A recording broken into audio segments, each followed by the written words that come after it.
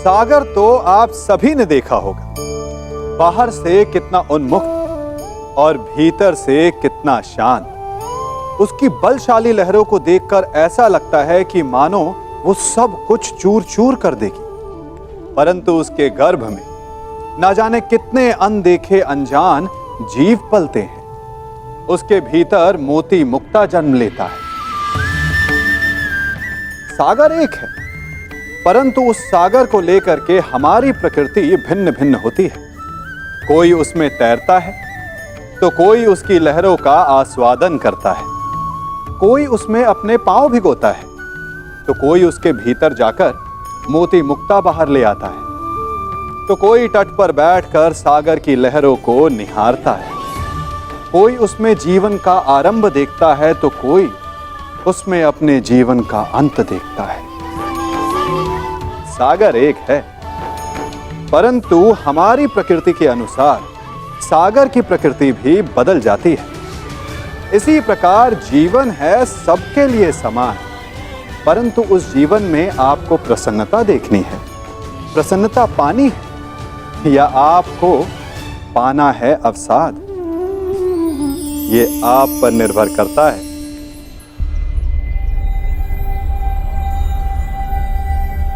काल की भूख मिट चुकी है पार्थ, परंतु सागर अब भी प्यासा है।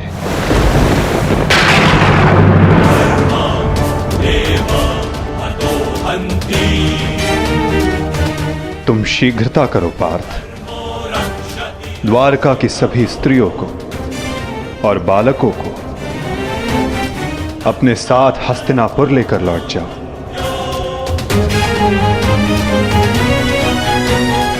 ताकि वो हस्तिनापुर के परिवर्तन का भाग बनकर धर्म के मार्ग पर चल सके, नवीन युग का आलिंगन कर सके। परंतु माधव, आप आज मैं तुम्हारा सारथी नहीं हूं पार्थ।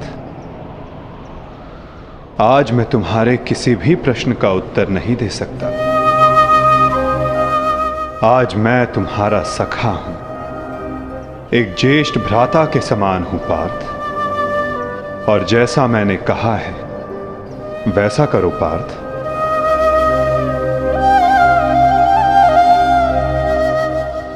अभी किसी और से मिलने का समय है।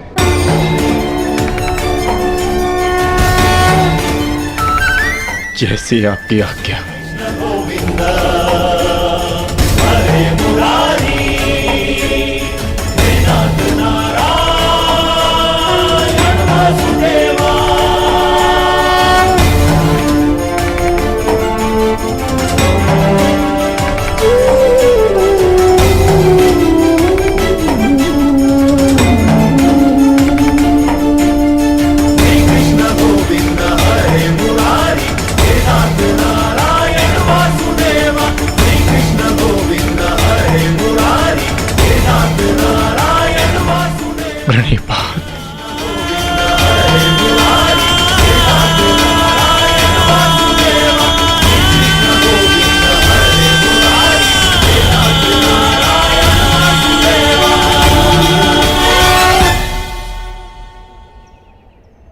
कौरव वंश के वट वृक्ष महामहिम भीष्म, जिन्हें इच्छा मृत्यु का वरदान था, क्या वासुदेव ने उन्हें अपने छल से धराशाही नहीं करवाया है?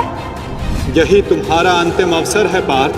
पितामह को इस पीड़ा से मुक्त करो पार्थ।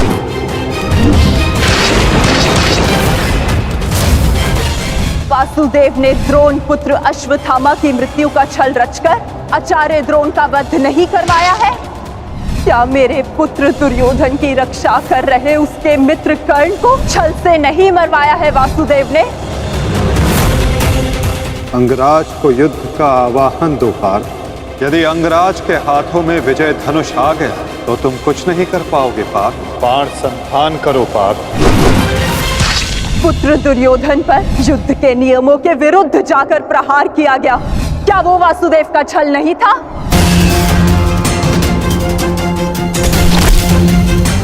मैं तुम्हें श्राप देती हूँ कि जिस प्रकार तुमने मेरे कुल का अंत किया है, तुम्हारा कुल भी ऐसे ही आपस में लड़कर नष्ट हो जाएगा।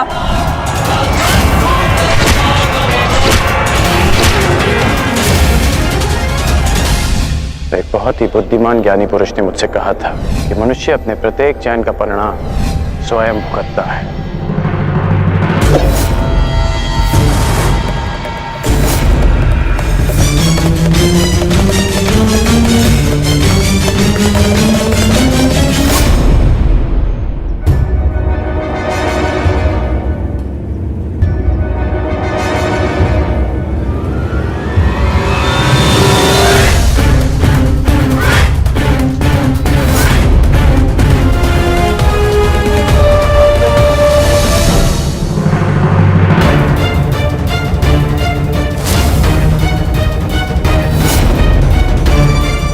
आज अच्छा आखेट मिलेगा।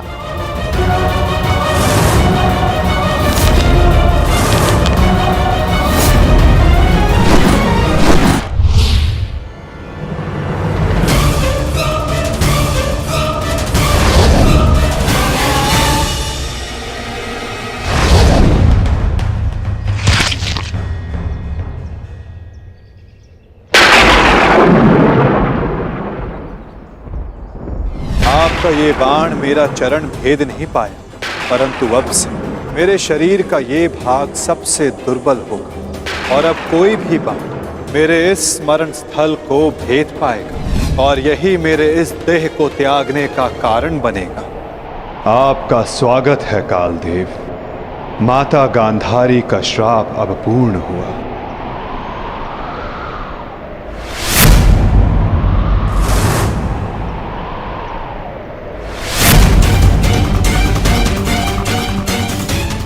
श्री कृष्ण, ये कैसा अनर्थ हो गया मुझसे? प्रभु, प्रभु मुझे माफ कर दो प्रभु, मुझसे बहुत बड़ी भूल हो गई। मुझे लगा कि यहाँ कोई हिरण है, परंतु। तुम विलाप ना करो व्याध, तुमने कुछ भी अनुचित नहीं किया। जो कुछ भी होता है सब में मैं स्वयं सम्मिलित होता हूं। कर्म के चक्र को कोई नहीं टाल सकता। त्रेता युग में मैंने जब श्री राम का अवतार लिया था, तब उस युग में तुम वीर वानर वाली के नाम से प्रसिद्ध थे और उस युग में मैंने बाण चलाकर तुम्हारा वध किया था और उस कारण हेतु आज तुम्हारा बाण मुझे आकर लगा है। मेरे जीवन का उद्देश्य धर्म स्थापना था और अब जब धर्म की नींव रखी जा चुकी है तो मेरी उपस्थिति इस धरती का संतुलन बिगाड़ देगी। हर मनुष्य इस धरती पर एक उद्देश्य लेकर आता है और उस उद्देश्य को पूर्ण करना उसका कर्तव्य होता है। मैंने अपने जीवन का उद्देश्य पूर्ण किया और आज तुमने अपना कर्तव्य पूर्ण किया व्याध। किंतु जब जब धरा पर अधर्म और अन्याय बढ़ेगा, मैं तब तब लौटकर पुनः आऊंगा। मैं जा रहा हूं, किंतु मेरी सीख गीता का ज्ञान बनकर समस्त संसार में शेष रहेगी। वो बालकों की चंचलता में होगी, इस संसार के कण कण में होगी। रूप बदलेगा किंतु मैं सदैव रहूंगा। शरीर का अंत होता है किंतु जो अमर रहता है वो है सीख।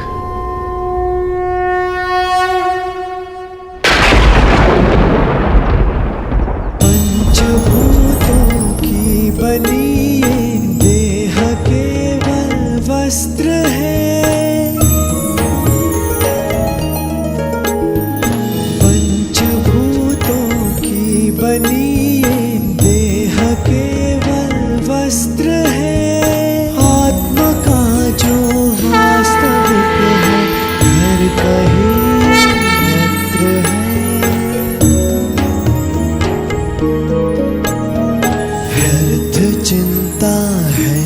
जीवन की व्यर्थ है मृत्यु का भय, आत्म को ना मार पाते शस्त्र अग्नि समय।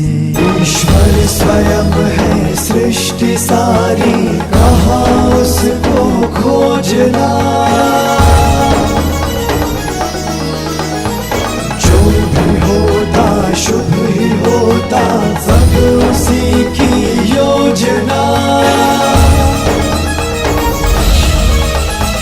कामनाएं फल की छूटे, वो ही सच्चा कर्म है।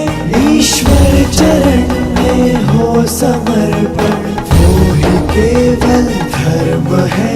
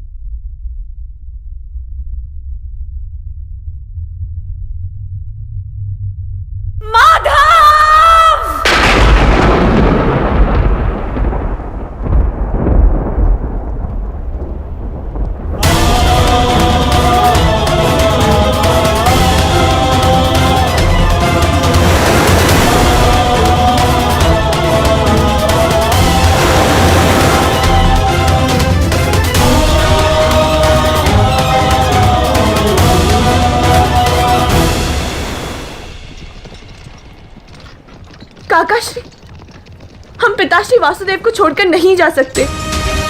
ये उनका ही आदेश है लक्ष्मणा। द्वारका का अंत होने को है।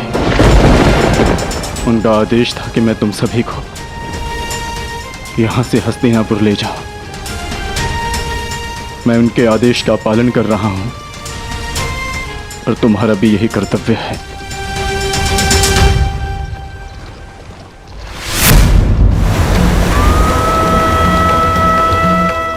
भगवान,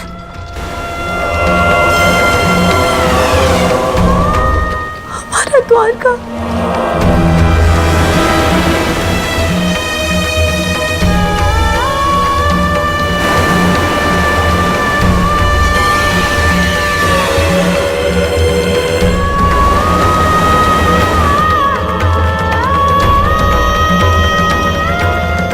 माधव का संदेश था लक्ष्मणा कि लक्ष्य पूर्ण हो जाने के पश्चात समापन आवश्यक है, अन्यथा संतुलन बिगड़ता है। सृष्टि अपना संतुलन बना रही है लक्ष्मणा।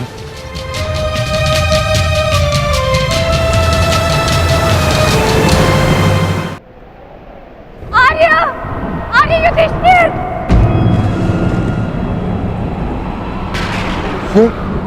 ये तो पांचाली का स्वर है।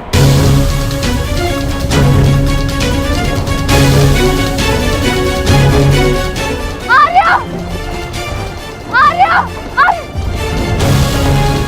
आर्य, माधव। क्या हुआ पांचाली? माधव किसी संकट में है आर्य। द्वारका पर कोई संकट आया। वो माधव किसी समस्या में। हम हाथ पर हाथ धरे नहीं बैठ सकते। शांत शांत शांत शांत पांचाली, शांत। तनिक सोचो, जो हर समस्या का हल है, जो हर संकट का मोचन है, उन माधव को कुछ नहीं होगा। और फिर अर्जुन द्वारका गया है ना? परंतु आर्य। धैर्य रखो पांचाली, माधव को कुछ नहीं होगा। मुझे उन पर पूरा विश्वास है और अपने अनुज अर्जुन पर भी।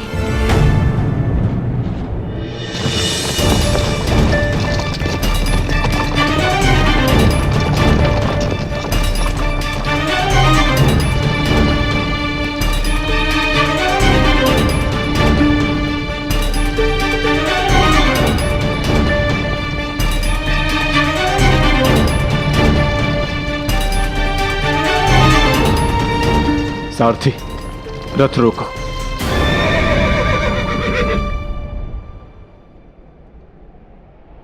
ये स्थान सुरक्षित लग रहा है। क्या हुआ काकाश्री? आपने रथ क्यों रुकवा दिया? यात्रा थकान को जन्म देती है लक्ष्मणा। कुछ प्रहर विश्राम कर लेना चाहिए। चलो।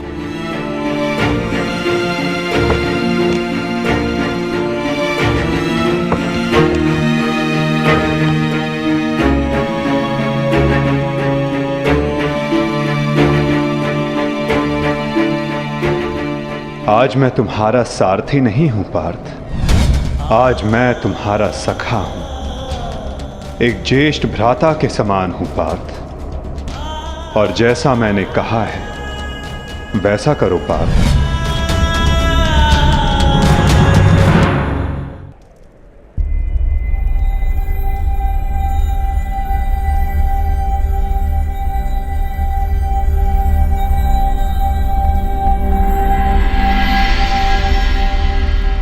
ये सब क्या हो रहा है काकाश्री?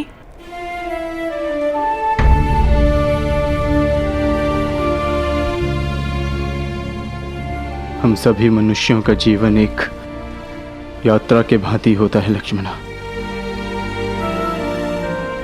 जिसे हमें पूर्ण करना होता है। जहां से एक मनुष्य की यात्रा समाप्त होती है, वहीं से एक दूसरी यात्रा का आरंभ होता है। और यही जीवन है। परंतु हमारी यात्रा अभी शेष है लक्ष्मणा। तुम थक गई होंगी, जाओ विश्राम कर लो। जैसी आपकी आज्ञा हो।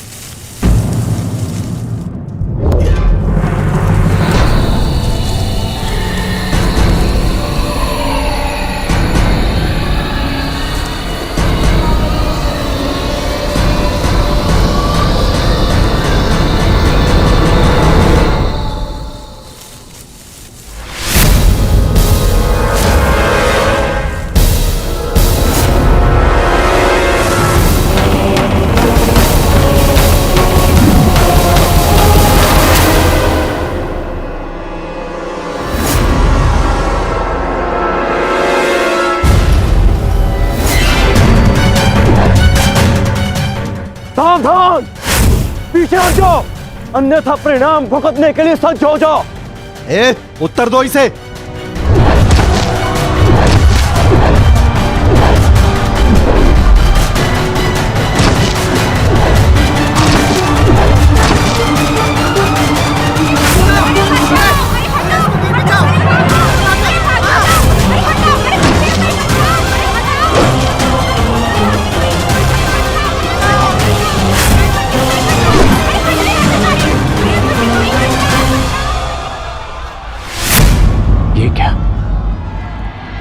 मैंने तो सहस्त्र चलाया था। मेरे बाण शस्त्र बाणों में परिवर्तित क्यों नहीं हो रहे?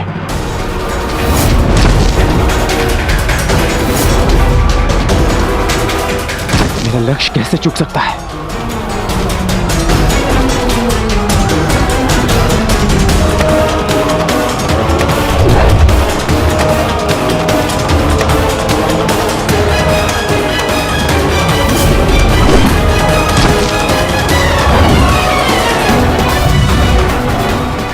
पर्वतास्त्र।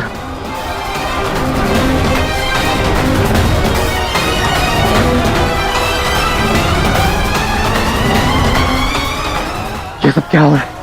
भगवान प्रकट क्यों नहीं हो रहे? कैसे करूंगा मैं सबकी रक्षा?